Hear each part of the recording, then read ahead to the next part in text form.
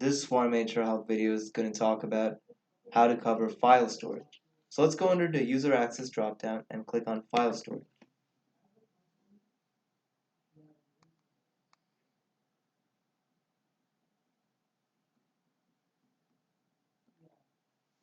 So the first thing we're going to do is click on new file, the one in the middle. Let's give it a file name. Let's say fake file, file description, test, and let's click a file.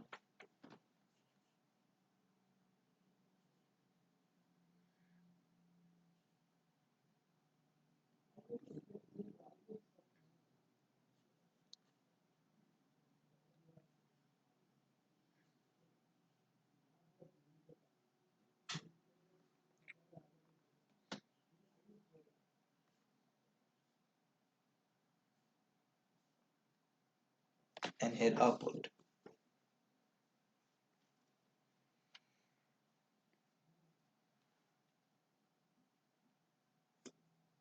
So once you hit upload, if you go to the very bottom, you should see fake file and the message is successful. Then we have options underneath it.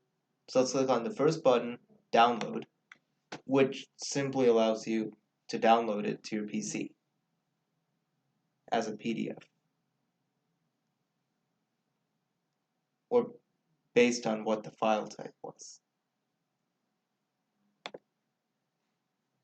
And then we can edit the file details over here. Let's say we want the file description to be test or the file name to be file2 and hit update.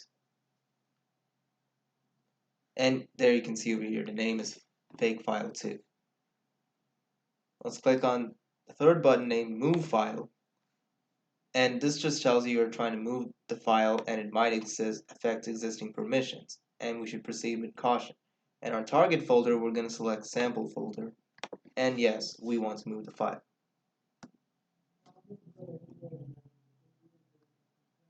So if you go up towards the top inside sample folder, it should be there. Yep, there it is, inside of sample folder. The fourth, we have the permissions icon. We click on that. Right now there are no current users, but we can add a new user by clicking on add new user. And let's say the user is John Appleseed. The permission type is an editor and we add permission. And now you can see we have a user named John Appleseed. And if we want, we can edit the user. Let's say we edit the permission type, the new permission type, and we edit it to owner, and we again hit update. And you should get a message which was modified permission successfully. Then we have delete. Let's say if we don't no longer want the user anymore, we can delete it. And again, this can't be undone, so please choose carefully. And yes, we want to delete.